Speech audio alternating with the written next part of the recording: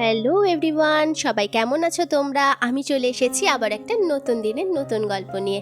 আশা করি তোমরা সবাই খুব ভালো আছো। চলো আজকের দিনটা এখান থেকেই শুরু করছি। চলে এসেছি বিয়ে বাড়ি, আর এখানে দেখো সবার আগে তোমাদের দেখিয়ে দিলাম ব্রাইডকে। কি মিষ্টি লাগছে তাই না? আর দেখো আজকে ওর হলুদ শাড়ি পরে এত সুন্দর লাগছে। তারপর আমরা সবাই ওর ছবি তুলে দিচ্ছিলাম এবং নিজেদেরও অনেকগুলো ছবি তুলেছি। সম্পর্কে আমি মামি হলেও ওদের সাথে আমি বন্ধুর মতো করে মিশি। আরেক দিকে দেখো এখানে বৃদ্ধির জন্য গোছকাজ শুরু হয়ে গেছে, পুরোহিত মশাইও চলে এসেছেন, আর বাকিটা সমস্ত কিছু গোছকাজ করে নেওয়া হচ্ছে। কিছুক্ষণের মধ্যেই বৃদ্ধির অনুষ্ঠানও শুরু হয়ে যাবে। বিয়ে মানে একটা বড় দায়িত্ব, অনেক কাজ থাকে, সেই কাজগুলি সবাই মিলে হাতে হাতে ভাগ করে করছে। এদিকে গঙ্গা নিমন্ত্রণ করেও চলে এসেছে আমার ছোট ননদ। এখানে দেখো কুলোটাকেও খুব সুন্দর করে সাজানো হয়েছে, আর গঙ্গা নিমন্ত্রণ করেও চলে আসা হয়েছে। তারপরে আমরা চলে যাব হলুদ খেলায়। হলুদ খেলা উৎসবটা তো খুবই ভালো লাগে। বিয়ের দিন সকালবেলা যে গায়ে হলুদের উৎসব হয় সেটা খুবই ভালো লাগে। তাই চলে যাচ্ছি ছাদে যেখানে সুন্দর করে হলুদ খেলার জন্য একটা স্টেজ মতো করা হয়েছে। চলো তোমাদেরকে সেটা একটু ঘুরে দেখাই।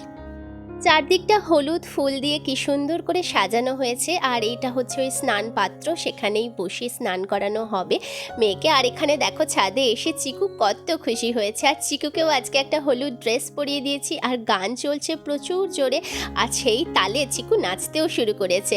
আর এখানে চিকুর দিদিও জয়েন করে নিয়েছে, আর আমিও এখানে বাদ যাবো কেন। তারপর দেখো মেয়ের এখন বিভিন্ন পোজে ফটো তোলা হচ্ছে, আর আমি ভাবলাম এই ক্লিপসটা নিয়ে রাখি। এত সুন্দর এত মিষ্টি যে লাগছিল, আর আমার নিজের দিনগুলোও মনে পড়ছিল যে আমার বিয়ের সময় কি করেছিলাম। তারপর মেয়েকেও আমরা বললাম চলো আজকে তোমার ডে, তো তুমিও একটু ডান্স করে নাও। তার শুরু হলো হলুদের যে পর্ব। ওর মা সবার আগে ওকে হলুদ ছুঁয়ে দিল, তারপর একে একে আমরা সবাই ওকে হলুদ ছুঁয়ে দিলাম।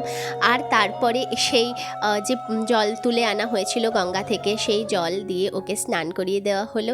আর এই পর্বটা এখানেই শেষ হলো। তারপর আরও ফটো সেশন শুরু হলো। বিয়েবাড়ি মানে তো প্রচুর ছবি তোলা, খাওয়া দাওয়া, আনন্দ, হাসি ঠাট্টা। তারপর আমরা চলে গেলাম সকালের টিফিন খেতে। এখানে লুচি, সাদা আলুর তরকারি, মিষ্টি, চা সব ছিল।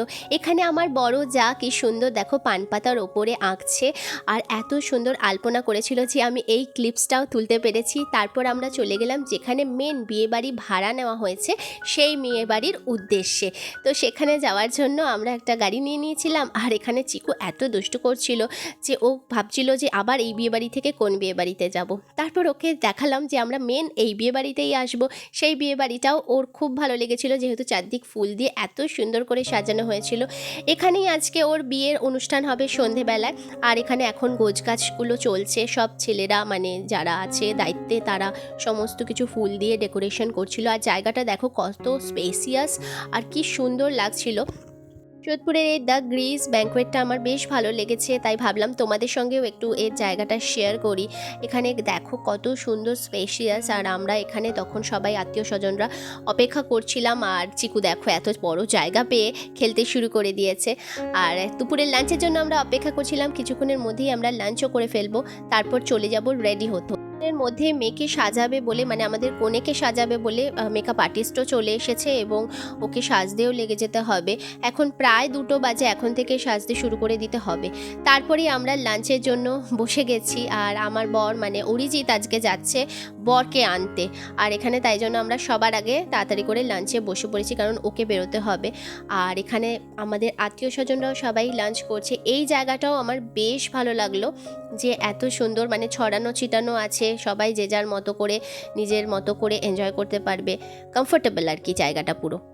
কিছুক্ষণের মধ্যেই আমাদের লাঞ্চও চলে এলো। আর মাছের মাথা দিয়ে যে ছ্যাঁচড়াটা বিয়েবাড়িতে হয় সেই ছ্যাঁচড়াটা দারুণ লাগছিল খেতে, মানে অসাধারণ খেতে হয়েছিল। পর আমরা লাঞ্চ সেরে বাড়ি গিয়ে রেডি হয়ে আবার সন্ধেবেলা চলে এসেছি। আর দেখো কি সুন্দর লাগছে, পুরো একদম লাইটগুলো জ্বলছে, আর এখন যেন এই জায়গাটার বিউটিটা আরও বেড়ে গেছে। আমি, মা, আমার শাশুড়ি মা, ভাই, অরিজিৎ সবাই একসাথেই এসেছি। আর আমরা তারপর ওপরে চলে গেলাম, আর তার মধ্যেই দেখছি বরও চলে এসেছে। বর ইতিমধ্যেই পৌঁছে গেছে, বরকেও বেশ সুন্দর লাগছিল। বর, বরযাত্রী সমস্ত লোকরা চলে এসেছে কিছুক্ষণের মধ্যেই। তারপরে বিয়েতেও বসে গেছে মেয়ে। আর দেখো কি সুন্দর লাগছে সবটা। এখানে আমার বড় ভাসুর বৃদ্ধি করছেন, আর সেই বৃদ্ধিটাও এখানে হচ্ছে। উনিই কন্যাদান করবেন সম্ভবত। আর তারপরে মেয়ের আর বরকে একসাথে পাশে কি ভালো যে লাগছে, তাই না? আর তারপর ওদের বিয়ের বিভিন্ন রিচুয়ালসগুলো হচ্ছিল, তো আমি যে কটা পেরেছি ছোট ছোট করে ক্লিপস তোলার চেষ্টা করেছি। এখানে অনেক স্মোক হয়ে গিয়েছিল, মানে এত ধোঁয়া হয়ে গিয়েছিলো যে চোখ জ্বলছিল, আমি সব ক্লিপস নিতে পারিনি। আর দেখো চারদিকটাও কেমন ধোয়া ধোয়া হয়ে গিয়েছিল। আর তারপর আমাদের পাড়ার সমস্ত লোকেরা এসেছিল, তাদের সঙ্গেও দেখা করে নিলাম। একটু হাসি ঠাট্টা, গল্প, আড্ডা, এগুলো তো বিয়েবাড়িতে একটা অংশ। এরপরে চলে গেলাম আমরা একটু ফটো সেশন করতে। জানোই তোমরা যে ফটো তুলতে আমি কত ভালোবাসি। আর এদিকে দেখো একটা বড় স্ক্রিন আছে, সেই স্ক্রিনে মিমির ছোট থেকে বড় হয়ে যাওয়ার সমস্ত মোমেন্টসগুলো তুলে ধরা হয়েছিল। এখানে আমার মাকেও দেখো কত ছবি তুলছে। আর এখানে আমরা সবাই আত্মীয়রা মিলে হাসাহাসি করছি যে এত আমাদের সবার চোখ দিয়ে আজকে থেকেই জল বেরোচ্ছে। এত ধোয়া হয়ে গিয়েছিল চারদিকটা যে কি বলবো, চারদিক দিয়ে ধোঁয়ায় আমাদের প্রচণ্ড চোখ জ্বালা করছিল। এখানে আমার বরকে দেখে নাও একবার। আমি ভাবলাম যে ওরও একটা ভিডিও ক্লিপ তুলে নিই, ওকে খুঁজেই পাওয়া যাচ্ছিল না। তারপর ভাবলাম যে না, ওরও একটা ছোট্ট করে ভিডিও ক্লিপ তুলে নিই, কেমন লাগছে তোমরা কমেন্টস করে জানিও। তারপর আমি চলে গেলাম এখান থেকে একটু স্যুপ নিতে। আর এখানে বিভিন্ন ধরনের স্যুপ ছিল, যেমন চিকেন স্যুপ, বেবিকর্ন স্যুপ। আমি নিয়ে নিয়েছি ভেজ বেবিকর্ন স্যুপ, যেটা আমার ফেভারেট, আর আমি খুব ভালোবাসি স্যুপ খেতে। তারপরে চলে গেলাম বিভিন্ন ধরনের স্টার্টার খেতে। আর এখানে নানা ধরনের স্টার্টার কাবাব ছিল, আর যেগুলো প্রচণ্ড ভালো খেতে হয়েছিল। আর এখানে স্যুপ তো তোমাদের আগেই দেখালাম। সবাই বলছিল চিকেন স্যুপটা খেতে, চিকেন স্যুপটা নাকি খুবই ভালো হয়েছিল, কিন্তু আমি চিকেন স্যুপ নিইনি। আমি ভেজ স্যুপটা খেয়েই প্রায় পেটটা ভরিয়ে ফেলেছি। আর এখানে চা কফিরও ব্যবস্থা ছিল, আর জল ছিল, সব কিছু মিলে বেশ ভালো হয়েছিল। তারপর চলে গেলাম আমি চিকু সোনাকে খাওয়াতে। আর আজকে খাওয়ানোর দায়িত্ব ওর পাপাই নিয়েছে।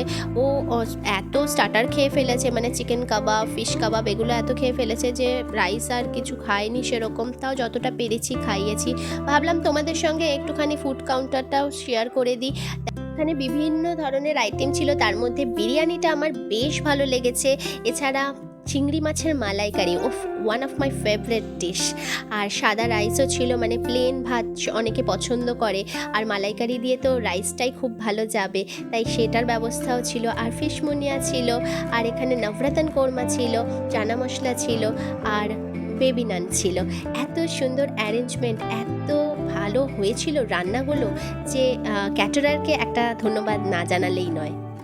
এত সুন্দর ব্যবস্থাপনা ছিল যে তোমাদের সঙ্গে না শেয়ার করলেই নয়। আর ইউটিউব চ্যানেলের মাধ্যমে আমি সেভও করে নিতে চাইছি, যাতে ভবিষ্যতে আমার যখন কোনো সময় মনে হবে আমি নিজেই দেখতে পারবো। আর এখানে না বিভিন্ন ধরনের ভেজ আইটেমও ছিল। ভেজ, যারা ভেজ খান, ননভেজ খান না, তাদের জন্য বিভিন্ন ব্যবস্থা করা হয়েছিল। সেটাও কিন্তু শুনেছি যারা ভেজ খেয়েছেন যে বেশ ভালো হয়েছে, সেটা কিন্তু আমাদেরকে বলেছে। আর এখানে ডেজার্টে দেখো চাটনি ছিল, পাঁপড় ছিল, আর সবথেকে ইউনিক লেগেছে মালপোয়া, আর তার মধ্যে না মালাই দিয়ে দেওয়া হচ্ছিল, রসগোল্লা আর এই ব্রাউনিটা।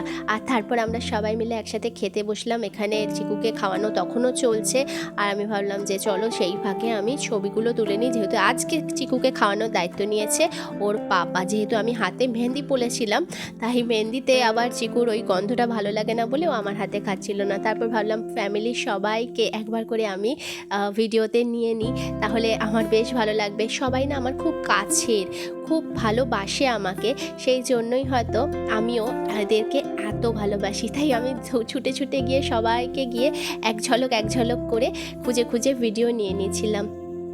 এখন তো কাজের প্রেশার, পড়ার চাপ, সমস্ত কিছুর জন্য খুব একটা কোথাও যাওয়া হয় না, কিন্তু এই বড় কোনো অকেশন হলে তখন আমরা সবাই একসাথে একত্রিত হই, আর তখন প্রচুর গল্প, আড্ডা, হাসাহাসি, সুখ দুঃখের আলোচনা, সমস্ত কিছু হয়।